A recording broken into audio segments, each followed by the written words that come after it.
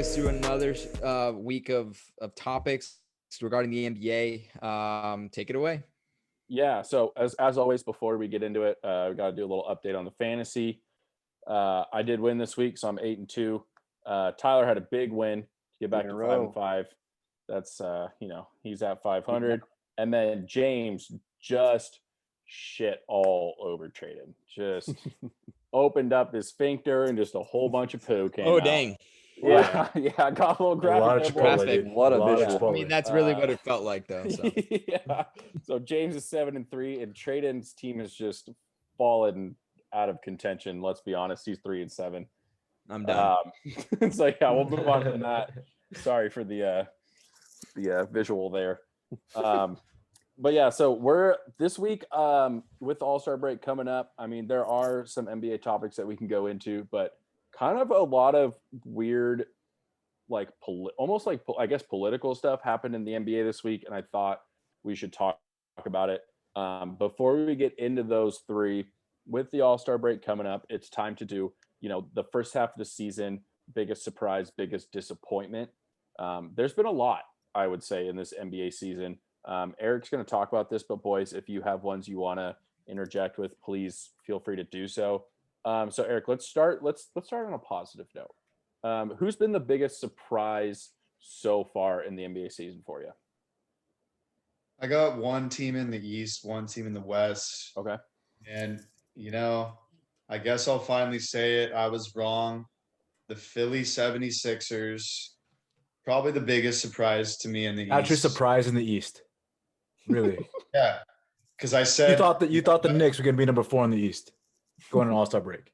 Because I said the 76ers were weak, lazy, and slow. I remember saying it like the second week the basketball season began this year. And they can be every now and then, but this year they're pretty much not any of that. They're pretty like powerful, dominant, good all-around team. In the West, I guess I'll say it to the Utah Jazz.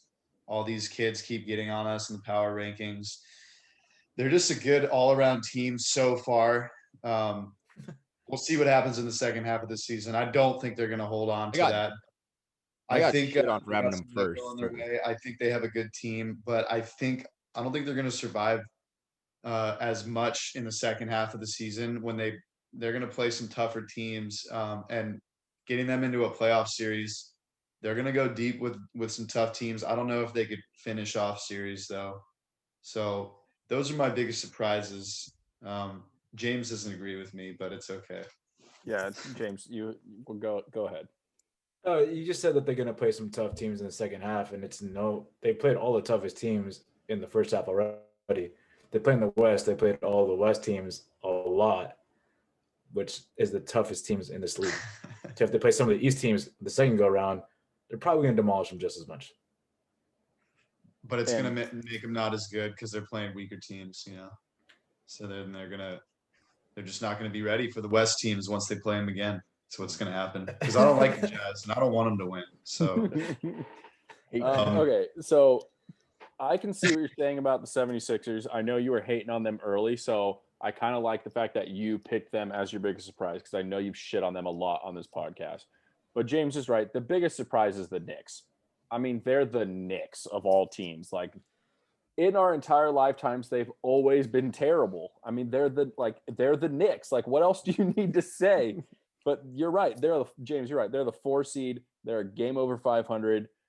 Think about the teams that they're above in the standings right now. The Miami Heat, they were in the NBA Finals last year. The Boston Celtics, they were one of the teams to beat in the East. The Toronto Raptors, they beat the Golden State Warriors 2 years ago in the NBA Finals. The Indiana Pacers, the Knicks are having an incredible season, and good for them. I hope they can continue to do this. And then in the West, maybe a big surprise team is the Spurs. They're the 5 seed. I mean, if you read my power rankings, it always starts out with, do not count out Greg Popovich. Done. That's all you really need to say. He's the best coach in the NBA. It's not even a question. But let's go, Eric, let's go back to disappointments. Maybe we'll get another hot take God, here we go. So What? Yeah. So we started off happy. We're gonna go now sad. What teams or team have been the biggest disappointment in your eyes so far? I got First half of the season. three. Okay. Three.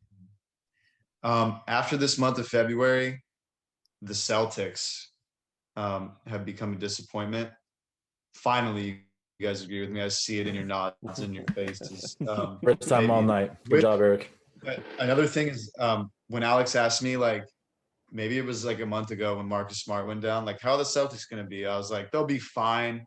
Like, they're a good team. They got depth, got glue guys. You know, they got a lot of good players that step up. I was wrong. Like they've gone 7-9 the month of February, and they've been losing to some bad teams. Of course, they came back a 16-point lead that the Clippers had on them. They came back and beat us. But without Marcus Smart, you know, I guess he's pretty important for that team. Another team disappointment, the Wizards. It's not like we expect them to be that good, but they did get Westbrook. You know, you think when you get an NBA superstar like Westbrook, a guy that hustles, you know, gives you full energy every night, you know, that you're going to have a better team. I thought him and Bradley Beal would just be a better combo. They are battling every night. They've been on a better like little streak. They're going to battle for that 8th seed. We'll see if they get it. My team in the West, biggest disappointment. Yeah, the Clippers. We can't beat a fucking good team when push comes to shove. In the grind time, the prime time, 2 minutes left. We're playing the Nets twice, winning, lose that game, can't hold on to the lead. When it comes down to the crunch time, yesterday to the Bucks, crunch time, 2 minutes, holding on to the lead. They scored 9 unanswered points on the Clippers yesterday. I think the Clippers, when they beat good teams, like they win by like 12 or 15 points. We kind of saw that against the Nuggets a little bit last year and the Mavs in the playoffs. But then like those close games, those close matchups, and they come down to the wire in the last 2 minutes, like they can't fucking finish them for some reason. And they need to learn how to do that in the second half of the season, or it's going to be another shit show in the playoffs. I could just see it happening. So they're a little disappointing right now to me. Even though their record doesn't say that, I'm a little worried about them just being able to finish off against good teams. Okay, so starting with the Clippers, you know, they are one of the elite teams in the association. They have a very good chance of winning the whole thing. But you are right. It is a worry if you are a Clippers fan.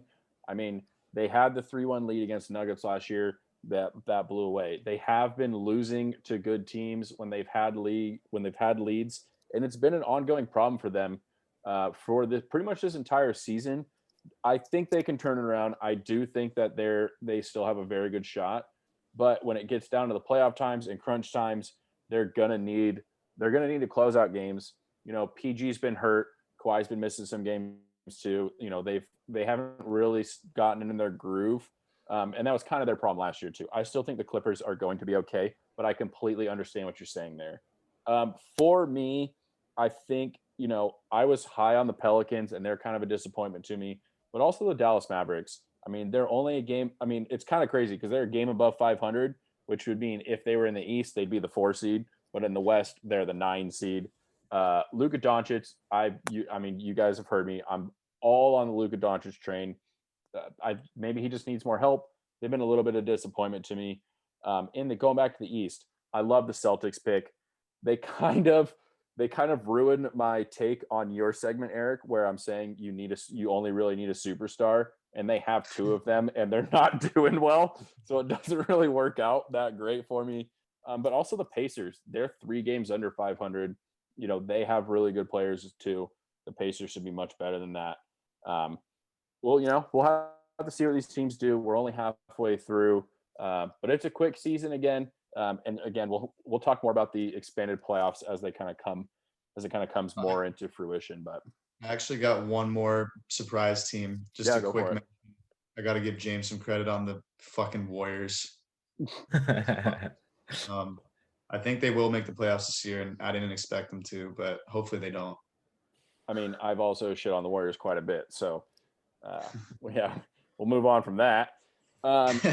These next three topics are going to be a little off brand, I guess, for us. They're going to be a little bit more serious. I mean, we have had some serious topics on this podcast before. But starting off with number one, there's been some conversation around the NBA, and one of the current stars of the NBA, Kyrie Irving, voiced his opinion on changing the logo. Who is Jerry West? He's one of the all-time greats in basketball. He's currently helps run the Clippers organization. He wants to change the logo from Jerry West to Kobe. I thought we had to talk about this. It seems like a really drastic thing to do. Obviously with Kobe's unexpected death, he's kind of come into like this godlike persona. And like, speaking from someone who loves Kobe, I'm a huge Lakers fan. I don't actually think they should do this. But Trayden, what do you think on Kyrie's comments about changing the logo for the entire association from Jerry West to Kobe? Yeah. So I took this topic of the topics you gave us because it took me out of my comfort zone. So I want everyone to bear with me on my points here. I come from a non-typical. I'm in like sport of basketball. I am white. That doesn't help. And I just so my perspective might be a little bit different, but I hope that you enjoy it anyway. Anyway, so the logo of the NBA is obviously Jerry West, but back in 1969, when the logo was created, the NBA was in a, I would say, battle with another basketball association, vying for who's going to be the main basketball association of the United States. And they brought in Siegel as a gentleman who basically does marketing and does logo creation. And he found a picture of Jerry West in this position, in this athletic straight up position. And he looked at it and he said, this silhouette really gives light to the game of basketball. It's an athletic position. It kind of exemplifies the speed of the game, the kind of thing that basketball is all about. So it's very generic. Now the problem the problem I think is that everyone figured out that it was Jerry West at the end, because I think that if it was nobody, we wouldn't be having this conversation, because I think in reality the NBA logo is meant to represent the NBA, not one player, not the superstars. We had this conversation before. There's players that we've seen in the past, and there's players that we're going to see in the future, and the NBA logo is meant to showcase the NBA. It's generic, it's normal, it's just the way things go. And I think that if you give the logo to anybody, and I'll get into the Kobe one later, but if you give it to someone, let's say it's Kareem's hook shot or whatever, it kind of makes it about the player as opposed to about the league. And that's what I'm kind of concerned about when I look at it that way. Now, albeit the league is predominantly created, or I'm sorry, it's been driven by, African Americans, Black people and it's grown that way. And and they have created this sport and created such love for the sport with the athleticism and what they've done. With that said, I don't think Kobe is the right person if they're going to change the logo. I don't think Kobe is the right individual. I know that I know that the last year has been tragic, and for players, and it's tough to say this because I'm talking to 3 Lakers fans and one who idolizes Kobe, but he's had a checkered past, and I think that's tough to kind of get over. The NBA is going to have to kind of get over that. But in reality, I think the NBA has a better way to honor Kobe, and I think that they just need to be patient on what that's going to be. But here's the reality, in my opinion: if you're going to change the logo, it needs to be from an original African American who really pioneered the game that we maybe don't talk about much. I'm looking at like a Don Barksdale. He's the first NBA superstar who's an African American. He was the first to join the Olympic team as an African American. He's timeless. He's a generic. He's not that he's generic, but he kind of represents the entire NBA as a whole. And to me, I think it'd be much more impactful to give the nod to someone who does not get paid millions like they do today, who faced extreme issues on and off the court back in the 40s and 50s. I mean, I know it's just not tolerated now, and I'm not saying that it's perfect by any means. We still have a long way to go, but we are not where we were back then, and they had to go through that, and they succeeded, and they paved the way for Kobe to be who he is, for LeBron to be who he is, for MJ to be who he is. So MJ shouldn't be on the logo. Kobe shouldn't be on the logo. Any of those players shouldn't be on the logo. I think it should be someone who really was a true pioneer to pave the way for the league to be what it is now. And if you're going to give it to an African American, I think Don Barksdale is the best option if you're going to change it at all. Trayden, that was an unbelievable take. That was incredible. We're just going to leave that and move on. I would like to hear your guys' take on that. I personally have nothing else to say. I think what you just said was incredibly heartfelt and amazing. Boys, if you have anything you want to put in, feel free to do so. Trayden, that was awesome. I mean, you really did, put a lot of thought into that. So that was great. Obviously myself being a huge Kobe fan, at first I'm like, hell yeah, I switched it to Kobe. But then when you do really think about it, everything you said about it representing the league and, giving another name to it, I think is amazing. It's something that, definitely was a very well thought out answer. Yeah, I don't disagree with anything you said, Trayden. But if it was Kobe, what shot would it be? That's like, the question. Would it be like his classic fadeaway? It's got to be the fadeaway jumper. Yeah, got to be the fadeaway, huh? Gotta be. Yeah, James, you were gonna say something. Go ahead. Yeah, so I'm just gonna play the other side of the coin here.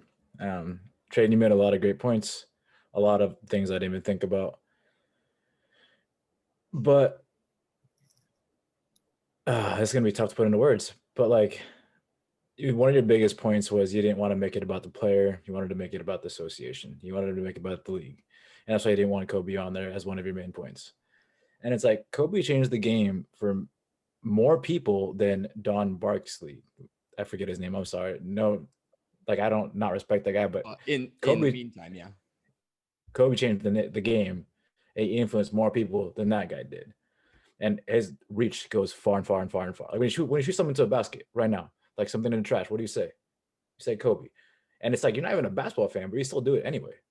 He changed the game for so many people. And the other point you made was he has a checkered past, so he shouldn't be on there. And the reality is that nobody's perfect. And by only putting people who are deemed as perfect on the outside to be your logo, it's now painting a picture that every single person out here has to be perfect and putting an unreasonable expectation on them to be perfect. And that causes emotional scarring. It causes distress. It causes anxiety. That's not the case. Nobody's perfect. People have a checkered past and people get past it.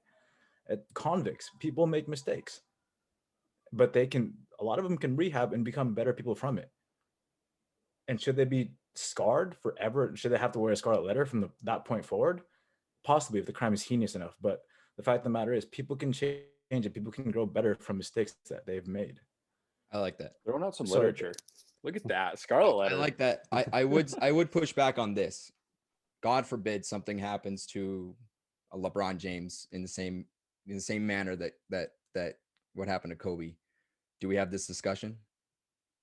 Do we have this discussion when if something happens to Michael Jordan? I mean, there's got to be a line, and that's what you're fighting. Is that are we going to have this conversation every time that something tragic happens to someone who's changed the game in more ways than we can even put into words? And I would say that an individual I totally am with you. I'm just pushing back on that one, I guess. I think the stars are kind of aligning in more ways than one. In one way, the first way is that the logo has been around for a long time. So it could be time for an upgrade. And two, right now we're at the height of the Black Lives Matter movement. We've gone through a lot of cultural changes and a lot of opening people's minds to different things that have happened in the past that that people have not really thought about before. And so to do it right now in this time period when all this is happening seems right. Kyrie's major argument was that Black people built this league. You're right. African Americans built this league. And that was his main point. It wasn't to disparage Jerry West and all that he's done. It wasn't to disparage the NBA. It was to point out the fact that, hey, African Americans still aren't getting the respect that they deserve. And this is one way to show it. Putting Kobe on the logo. I'm with you. And I just think that I guess my only point is I think that would be the wrong, the wrong individual. But I think that wouldn't be a terrible option either. I think it's just I think it's a good topic either way to have a discussion about anyway. But that's why I took it. It took me out of my comfort zone. Yeah, I think you guys both did a really good point, or made good points. It is tough, and that's why we're having this discussion. I don't know if there's one correct answer. I think there's a lot of points that can be made for and against. You guys both did a really good job. But kind of following off of what James just said, the league, the NBA has a lot of very outspoken players. Kyrie, one of them for sure. He's stated earlier this season, he considered retiring and using his influence to help the Black Lives Matter movement, to help racial injustice, to move our society forward. And other players like LeBron have done that as well. Russell Westbrook just announced he's going to open a school in LA. On the other side, so Zoltan Ibrahimovic, we've talked about soccer once on this podcast, and we're into episode 30, whatever we're on. He's an international soccer star. He's played in both Europe and the United States. He came out and kind of called LeBron out specifically, saying, athletes, they get famous and then they start talking about politics. They shouldn't really do that. What do they know? And LeBron came back and said, look, I have a voice. I have the option to do this. And I do my research, and I'm not going to stop saying what I believe in. And James, you just made great points on, this Kobe logo debate. What do you think about both sides of this? We can focus on these two guys. If you want to focus on athletes in general, talking about politics, we can. I'm going to kind of give the floor to you right now, but go ahead. Yeah, I think Zlatan Ibrahimovic is wrong 100%. I believe that every single person on this earth has a right to voice their opinion.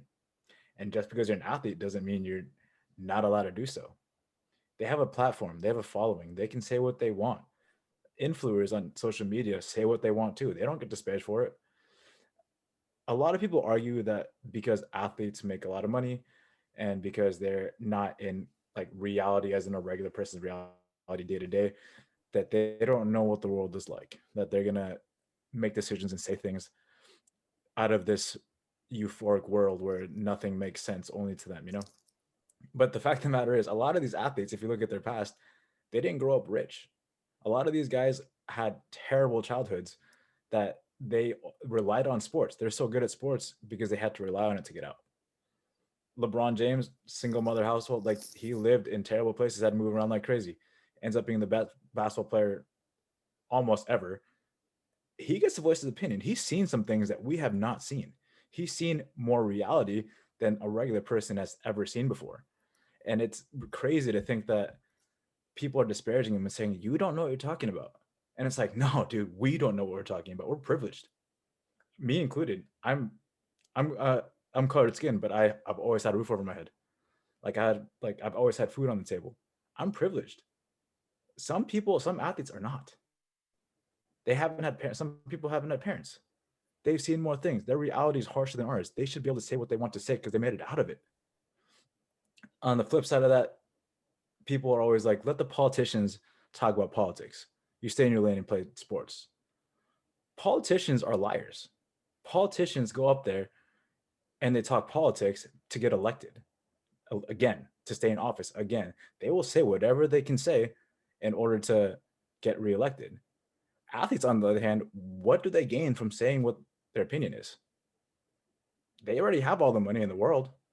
Why would they lie to people and tell them wrong things? They're literally becoming the voice of the people. The politicians won't do it because they're afraid they won't get reelected. athletes will say what they need to say because they don't care. Like at the end of the day, they're still probably going to get a paycheck. They're still going to get to play the game they love. So they're going to say what they think and hope that it resonates with others and hope that other people can see it and it becomes a movement. Black Lives Matter was exacerbated by athletes. It got as big as it did because of athletes. Left to the politicians, it'd be squashed and nobody would ever hear about it. The world is changing. Athletes have voices. Everybody has a voice. If you have a platform, use it. Damn, what a fucking take. What a fucking mic drop right there, James. Damn Yeah, good. James, that was also incredible. Yeah, this is not the first time LeBron's been called out. Laura Ingraham, she's a Fox News host or whatever she does. That was the whole shut up and dribble thing. That's kind of along the same lines, and instead it's a political reporter, and now it's another star athlete. I agree with you. Everyone has the right to their opinion.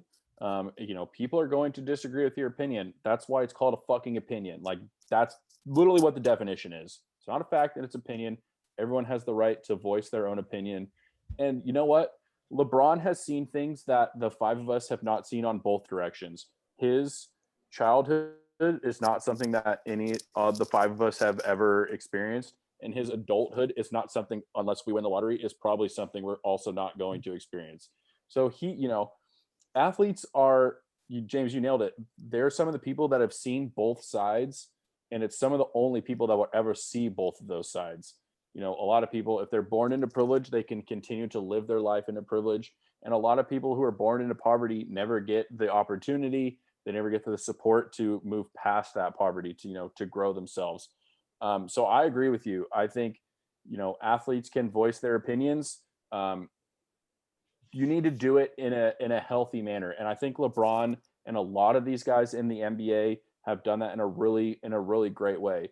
Then there's other people like Kurt Schilling, for instance, who has not done that in a great way. And he's going and just attacking people. And that's not the way to do it. We're not going to get into Kurt Schilling because that's a mess right now. But if you can voice your opinion in a way that's honest and open, and then you're open to criticism and open to the conversation, I see no problem with having that conversation. That's how we grow as a society. This is getting really heavy. I really didn't mean for it to get this way, but this is where we're at, I guess. Last little topic for the night. Just like we were talking about with Kyrie, African Americans have really grown the sport of basketball, but it is a global sport. I mean, I talk about Luka Doncic as much as I possibly can, and he's a white guy from Eastern Europe. Asian Americans and Asians in general are huge basketball fans. I mean, look at what Yao Ming did for the NBA, and then look at what Jeremy Lin has done for the NBA. After Yao Ming retired, there really wasn't another huge Asian influence in the association. Jeremy Lin came in the early 2000s. Linsanity happened. He's kind of bounced around the league from there. He's currently in the Golden State Warriors G League, which is their kind of minor league system, or however you want to call it. And he's faced some criticism, and he came out this week and spoke about how on the court he's been called coronavirus. I'm obviously COVID originated in China, and I wanted to talk about that too. And Tyler, what do you like? I think it's really brave for Jeremy Lin to speak about this openly and call people out. What do you think on this Jeremy Lin story, and just kind of your thoughts on it all? Yeah. I think the first thing, first of all, I didn't know Jeremy Lin was still playing basketball, so good for him. That fires me up. He's still balling and still doing his thing. He had a hell of a night the other night, by the way. I think he put up like almost 40 points. Yeah, I mean that's awesome. Jeremy Lin was one of the biggest stories in basketball not too long ago, and for him to come out and talk about this stuff I think it's very important. I think with the coronavirus, there's been a lot of hatred towards Asian Americans because of the origin of the virus, and people kind of blame people from that area for it because that's how we are, unfortunately. We always blame other people, and we don't take a look at ourselves and really realize what did we do wrong It's more of what the other person did wrong with what they did to me. It's, you know, classic victimizing yourself. This is just another culprit of that kind of culture. And it's shameful, you know, that, you know, we live in a world where this stuff happens. But it's important to notice it. It's important for people to speak out about it. We've seen a kind of a rise in a lot of Asian American hate crimes recently, because of the virus, and it's a shame. And I hope that, you know, the more awareness that, you know, can be brought to it, you know, the quicker change can happen. Obviously, we've seen, you know, a huge influence with the Black Lives Matter movement, and, you know, hopefully that is spurring change. I think change has already kind of started to unfold, and there are still a lot of members of our society that, you know, are, you know, the minorities, and Asian Americans are part of that. And, you know, there's still a lot of that needs to be done all across the board. So, you know, it's just, I think for me personally, it's frustrating to see this happen over and over again. But it's really important that we keep talking about it, and we keep discussing it, both just with all these different types of situations, because it's not just Black Americans, it's not just Asian Americans. You know, pretty much every, you know, every kind of, you know, minority is going through something like this, and it's important to talk about all of them. And it's, yeah, I think for me it's just frustrating. You know, I think it's just another, you know, that, you know, kind of salt in the wound, I guess, with this country right now. And hopefully, you know, people can learn from it. Hopefully, if, you know, you have any kind of, if you have any kind of hatred towards the Asian American community, you know, and if you blame Asians in general for the virus, you know, you need to take a look at yourself, because this is not what it is, you know. And it's honestly more our country's handling of it than anything else. So that's just really what needs to be said. And, you know, hopefully people can see it that way. And like I said, you know, props to Jeremy Lin for coming out and talking about it, because like I said, these are conversations that need to happen. Yeah, that's a very good you know, way to put it. I think it's really brave of him, and, you know, you're right. You know, there's been a lot of focus on the Black Lives Matter movement, obviously completely understandable, and this whole kind of hatred towards Asian Americans because of the origin of the virus has kind of got swept under the rug, which is not entirely fair. And, you know, Jeremy Lin is, you know, he's brave for saying this. He's an absolute baller. You know, he's an NBA champion. He was on that Toronto Raptors team, and this has nothing to do with anything, but the dude's got some great hair,